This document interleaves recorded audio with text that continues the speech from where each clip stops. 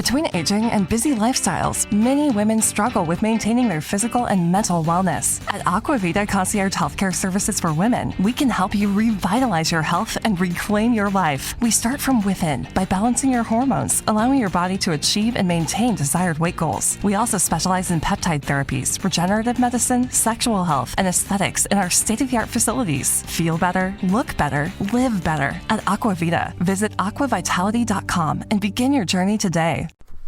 Oh, hey, check this out. Somebody said that Donald Trump is a white supremacist and the most ignorant president of our time. You don't think it's true, do you?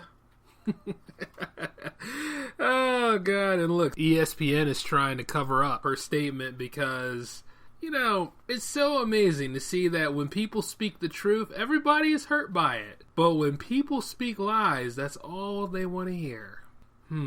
Very odd conundrum, I'd like to say. But then again, we live in the days of alternative facts now, don't we? And you know what? Getting to the heart of the truth is exactly what this show is about from time to time. Welcome to the J-Man Show here on J360 Radio.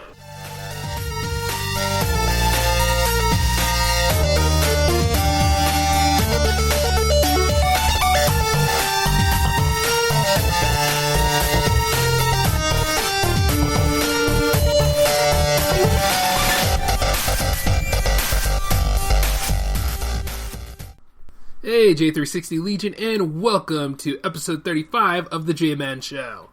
Part of a unique double special that we're going to do. I'm going to try to give you 2 J-Man Show episodes today, and 36 is going to follow behind this one. And speaking of which, I'm also doing another bit of double duty because I'm creating the J-Man Show right now as I'm simultaneously building the PowerPlay. I know it's been a trouble production, but anticipating problems and solving them are a part of the creative process. Someone or something has a problem, you get off your ass and you work your magic. You know, you all have been waiting quite a while for this project to shine, so it's going to get done one way or another, you have my word. And as a matter of fact, Retrogaming is the backbone of this series as the wall of shame is always glaring at me. So I do have to rebuild all structures for this series. It'll pay off in the end. Though it really helps is some of these games haven't had the pleasures of being re-released on current gens. So I think this is the next best thing for a new direction. I'm also working on a new screenwriting project, just carving out the process of this detective character too, and trying to make sure that it's not as cliche as possible. Though I'm sure by the time I add layers and give him 3 dimensions here, those cliches might just sneak in. And as a writer, you know, I just have to make it work and believe that I can in order to get that done. I will remind all of you other creators out there to never criticize or edit as you work, because it's like sailing without a rudder and driving without gas. Let the first draft breathe with cliches, mistakes, and bad grammars. That's what makes them great. And the best part is, we get to kill our darlings at the right time. Yeah, we call it the final draft, and usually that might not be good enough either, so we have to go ahead and do another rewrite. But writing is rewriting, and if you can't find yourself having fun with that process, you know, you might have to look into another industry. It isn't for everybody, but I suggest everybody try to do it. You know what I'm saying? It takes patience, determination, and guts. And I know a lot of you have it. Do, you have it. Guts. Do, you have it. Guts. I missed that show. But I'm sure this pilot episode of the PowerPlay is going to have flaws too, and, you know, I'm okay with it. Because if I entertain all of you in any of my work, from the J-Man Show, to the Cyclone, to the PowerPlay, and then some of the one-offs that I've done over the years, then I've done my job. And usually this is where I do my Trump watches, right? And honestly, I don't have to say anything because Jemele Hill from ESPN SportsCenter 6 dropped a load on Twitter about the 45th retrograde. Yeah, I don't have to do anything this week. Isn't that refreshing? But you are also seeing that the White House is more butthurt than usual, and Sarah Huckabee Sanders, the giant blimp, has finally called the incident a fireable cause. This isn't an incident. Let me tell you something about this, okay? I know that Sarah Huckabee Sanders is the press secretary, and I have NFG about that whole thing. But since Miss Hill isn't a correspondent in the 45th Circus, Sanders has no grounds to call on who deserves to be fired or not. And plus, as thin-skinned as Trump is, I wouldn't put it past him to be offended about this. After all, Ms. Hill said he is a white supremacist and is the most ignorant president of our time. And dare I say, she must have told the truth, because I haven't seen so many burnt people posting responses in my life. And that's this week. Because if it's not true, then how come he'd have a hard time denouncing the KKK, alt-right, and neo-Nazis like Richard B. Spencer and David Duke, even during his campaign? How come his handling of the Charlottesville aftermath became a debacle by throwing in the alt-left? Like they're the ones that did the rioting on the 11th. And how come he chose the man with well-known opposition and reluctance to civil rights as his attorney general? You know, that guy that looks a lot like Ernie Keebler. I won't say any names, and let us not forget his obsession with this border wall and opposition to DACA. Yeah, you see, whereas I won't say what he'll post it, though I think I probably did.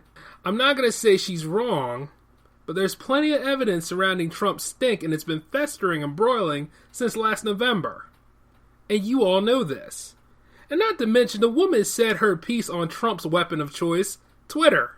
She didn't say it on her show, but much like a worker in retail, this becomes an image problem for the brand when you tell the truth. You're unsatisfied about a work issue or other problems? Don't post it. Let that stuff stay inside and be repressed, because that's how mental health and problems are solved. You don't like the way the world works? Well, don't be honest with yourself on it, because you may lose your livelihood in the process. I'd say to hell with that. Convergence in media has caused a lot of progress and plenty of headaches. Because you see, people don't like to be talked about, but they love to talk about others. Business boards like to do unethical, illicit things, but when someone is pushed too far and took a stand against the railroading, now they have a problem. Oh, we don't want you talking bad about the bad things we're doing to all of you. Oh yeah? Then cut the bullshit. Stop making people's lives a living hell. Quit elevating those that are a part of your inner circle at work, and give benefits and pay raises to people that work hard and are dedicated to their job you're trying to overturn. If someone is speaking up about something they don't agree with, or is unethical and is threatening their ability to carry on at the business, and you in your power-tripping ways can't handle a few posts on any social media, well, that says plenty about you and your property. When those people leave, what have you got then? Think about it. See, those of you at the top, you don't take the time to look at what goes on down at the bottom, do you? And then you sit there and then you wonder, gee, how can I solve this problem? How can I have my business afloat without people actually down there doing the work with me? And I know I'm saying with me, though you really think for you, right? See, that's a problem. Now, let's be honest here. It does remain to be seen whether ESPN fires this woman or not. Chances are I don't think she's going to get fired. She has people in her corner. She'll be fine. But I think at best she's going to be moved at another time slot, or probably put on a whole nother shift, most likely. You know what I'm saying? I don't think she'll be fired right out. Put it that way. Because there's already enough racial problems going on. And if ESPN pulls this kind of thing, they're going to try to find a way to just move her around. She won't necessarily be on SportsCenter at 6 anymore. And needless to say, when she spoke out about this, I agreed with her. You know what I'm saying? Because the man has a track record for not having strong race relationships. And you can see this stuff happening every week. Especially when he's on Twitter lambasting about this and talking about, oh, I took all of the politicians out to dinner and maybe we'll make a deal on things, and then he overturned that because allegedly the deal wasn't about anything. You see what I'm saying? The guy is such a liar that even his lies aren't credible anymore, if they ever were. But going back into it though, I would like to also say this, that she is a minority that spoke out. And I don't think a dent would have hit the 45th retrograde if it was Kathy Griffin or Chelsea Handler that said it too. And they've said things before. As a matter of fact, Kathy Griffin had that whole, that picture where Trump was not all together. Let's put it that way. So once again, I'm just looking at this and seeing that this is once again another story that they're going to run and puff some smoke with, while North Korea is over there testing out any sort of nuclear weapon they have with NFG all over it. And you all know what NFG stands for, so I don't have to explain that. But And then we got to go back to our would-be leader, and he's sitting over here wanting a pat on the back for things that he's done, which is absolutely nothing, and nothing is getting solved as usual. So, let him go on his whole thing. Let him. You see, the thing is that I don't think we really won anything in 2016, and it shows. This is something that's been going on ever since January 20th to knee-deep in September, and nothing is done. Because all of his ideas have been just crackpot, closed-minded, xenophobic, and all sorts of wrong for the country. Now, I'm sure a lot of you have noticed that Trump is not 100% for America like he's selling himself to be, right? Like, some of y'all are not necessarily wearing the blinders and hiding yourself from him. I know his face is something that only his mom could love, and even then, I don't know. But truth be told, you are paying attention to what's going on. That's pretty much what I'm saying, right? I hope so. Because it seems like it's going to get a lot deeper from here. And that's the last thing we want is some more shit under our boots, right? Or at least his. I mean, after all, I'm going to be amazed to see how this debacle flares out. Donald Trump is a white supremacist. I'm telling you one thing, though. That was bold that she put that out there, Though if you were paying attention, it isn't far from the truth. I could go on from here and talk about crazy Steve Bannon, too, but what hasn't been said about him lately? Let's just go into another topic right now in honor of the PowerPlay's big return. In the release of Marvel vs. Capcom Infinite on Monday, I would like to introduce you to a new segment called What Are You Playing?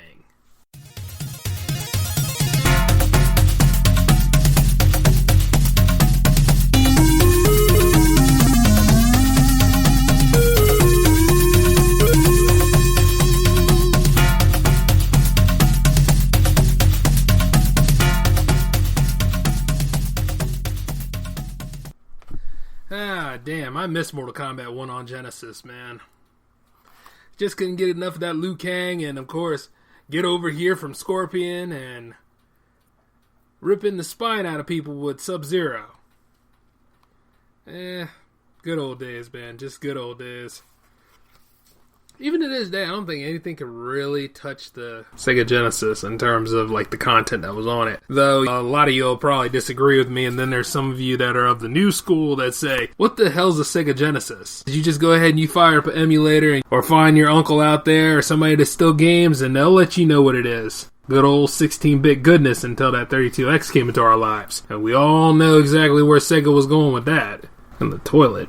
And while I often keep the PowerPlay subjects secret, there are other games I've been looking into. And you see, one of them was WWE 2K14. I know we're up there to where it's 2K18 now. But you see, the thing about it is, I love 2K14 just because I went through the WrestleMania mode. I haven't been a big pro wrestling fan for quite a while. I think it was still the Attitude Era when I was big into wrestling on both WCW and WWF. Or now WWE. But outside of those licensing woes, I do have to say that playing this game, all the memories just come flooding back. Now, I do pay attention to what goes on in the current timeline, because if I don't, I'm pretty much a fossil holding on to days of yesteryear, and I don't want to do that sort of thing. Not to mention that I do like the Nerd Rage podcast, who usually keeps me informed about everything, and Crown Royal Conversation. Shoutouts to both. It's just sitting back and just enjoying, like, the ability to use Hulk Hogan to power slam Andre in WrestleMania 3. Playing all the way up to WrestleMania 30, even though we all know what happens, with Daniel Bryan. That's pretty cool. This actually gets me interested in wanting to play more wrestling games. Like for 2K18, I may just look into. I think it's time for the PS4 to step into the PowerPlay, and I'll let you all know when that's going to happen.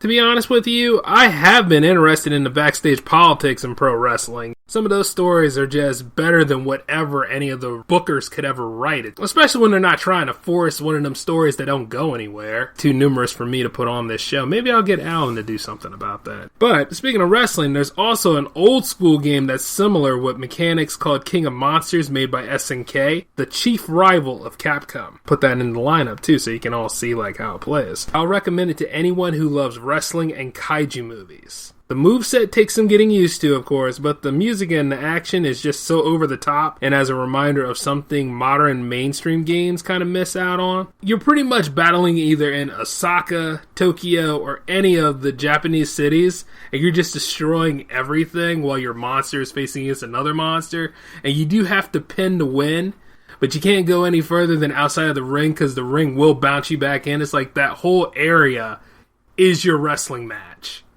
So, for those of you out there that like to play retro games or have emulators, go download the King of Monsters ROM. You will not regret it. I guarantee you will love it.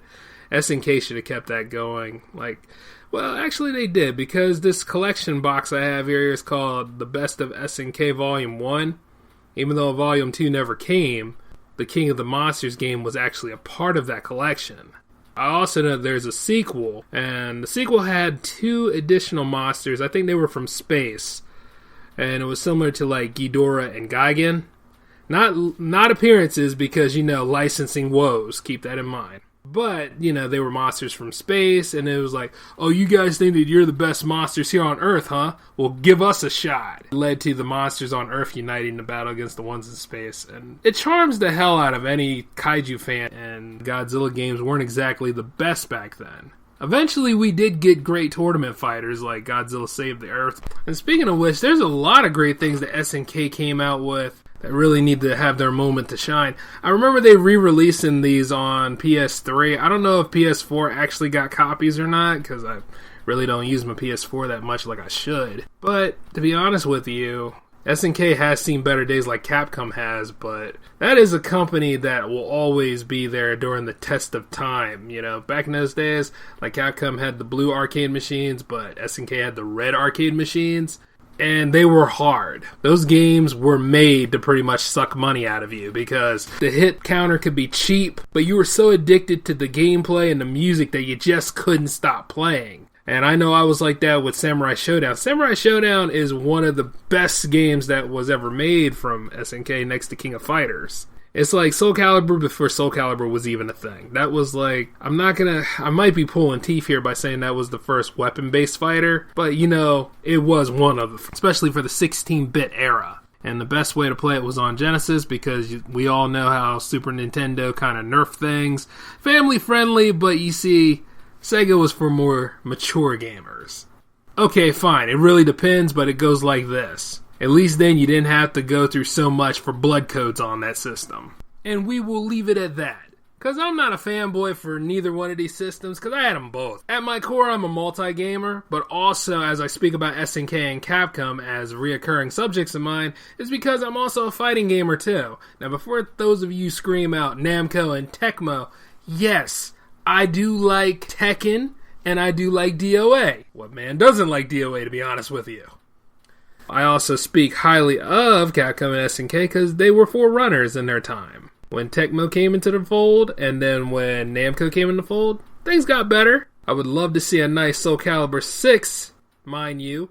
Something to void out 5, but there are times I think 5 doesn't really get a fair shake, and I will be doing that on the PowerPlay too, and I'm supposed to be keeping those a secret, damn it! Actually, I've been saying that for quite some time, because nobody else in J360 wants to touch Soul Calibur 5 for some reason. And I'm sure some of you out there in the J360 Legion will chime in and say, because Soul Calibur 5 sucks! Don't do it, dude! Don't do it! Now, you all know this.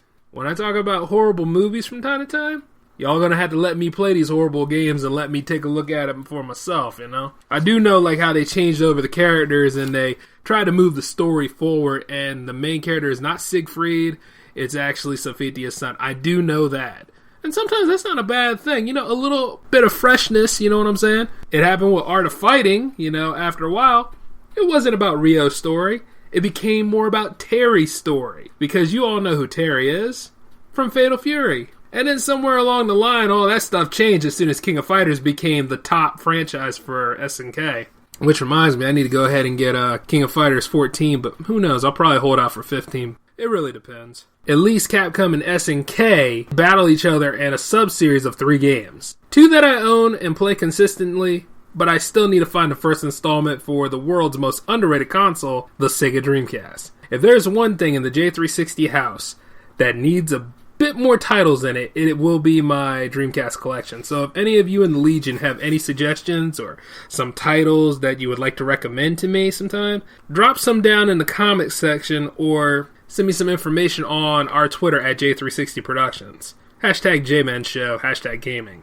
And speaking of the Capcom Versus series, the up-and-coming Infinite game, when it comes right down to Capcom versus Marvel, or Marvel versus Capcom, I always hold two in high regard because of the roster. I mean, that was 56 characters, it was the first time of the 3-on-3 tag system, and, you know, while it really didn't have a plot, I mean, none of them had a consistent plot, to be honest with you, there was something there to enjoy, especially when you had no licensing restrictions in sight. You know, you had pretty much the whole X-Men roster on there, and Fantastic Four was missing. Marvel vs. Capcom's not perfect, simply because they missed out on an opportunity to use Thing in there. Like, I can understand if you didn't want to use the other three members of the Fantastic Four, that's fine, whatever to that.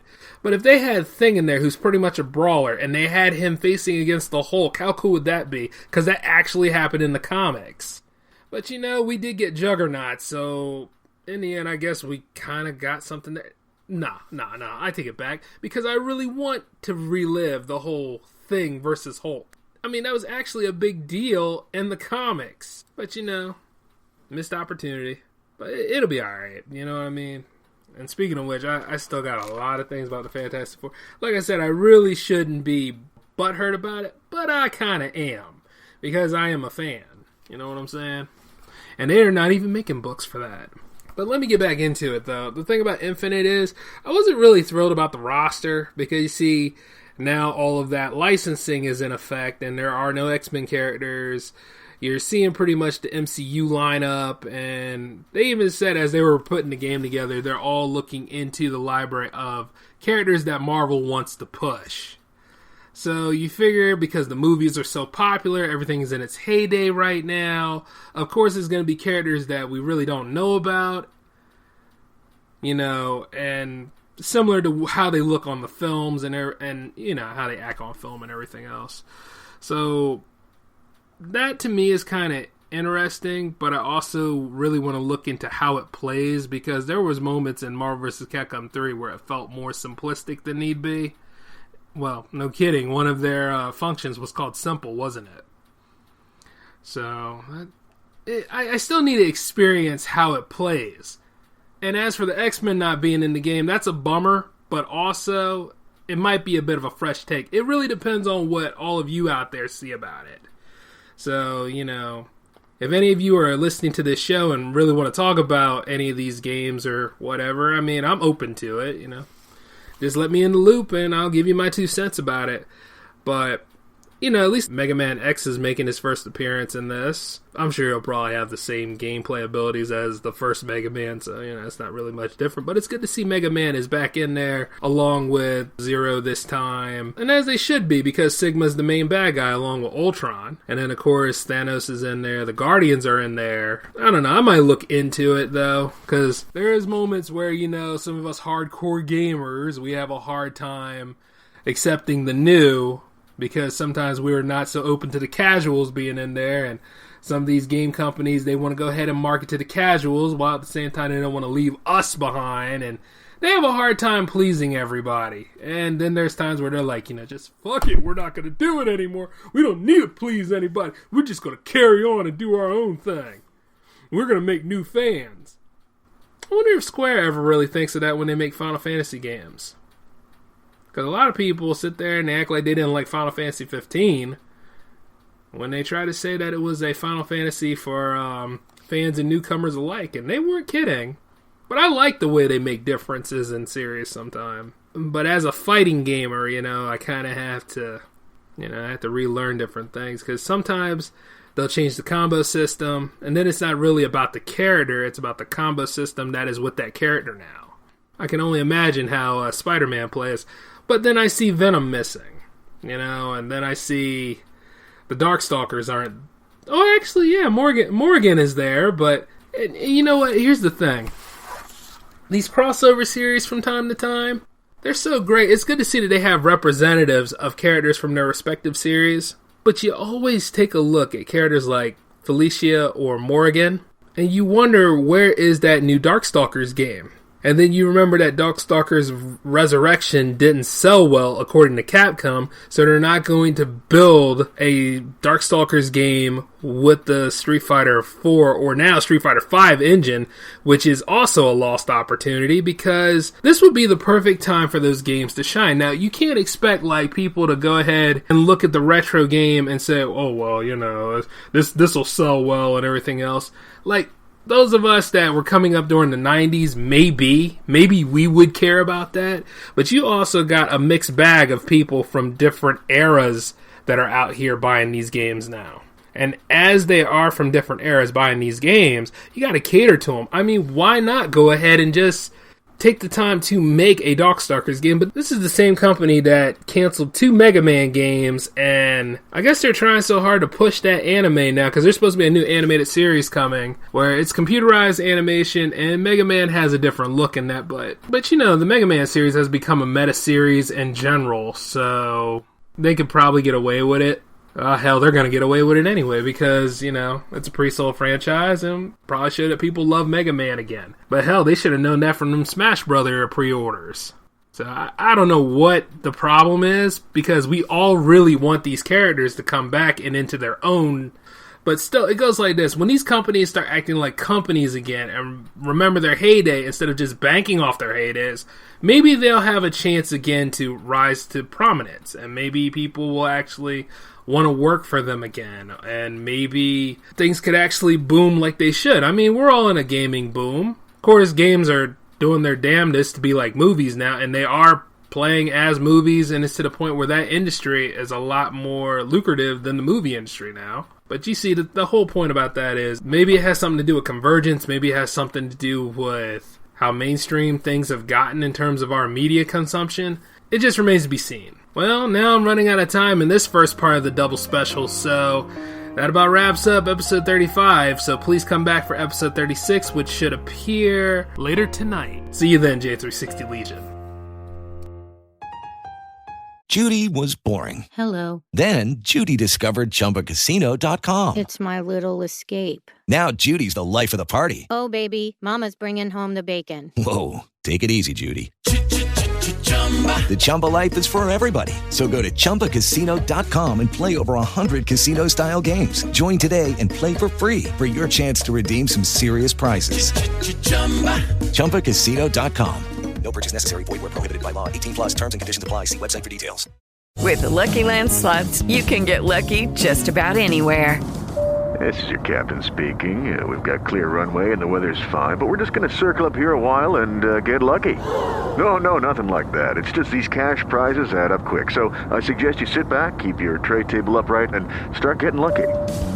Play for free at LuckyLandSlots.com. Are you feeling lucky? No purchase necessary. Void where prohibited by law. 18 plus terms and conditions apply. See website for details. With Lucky Land Slots, you can get lucky just about anywhere. Dearly beloved, we are gathered here today to... Has anyone seen the bride and groom? Sorry, we're here. We were getting lucky in the limo and we lost track of time. No, Lucky Land Casino, with cash prizes that add up quicker than a guest registry. In that case, I pronounce you lucky. Play for free at LuckyLandSlots.com. Daily bonuses are waiting. No purchase necessary. Void where prohibited by law. 18 plus. Terms and conditions apply. See website for details.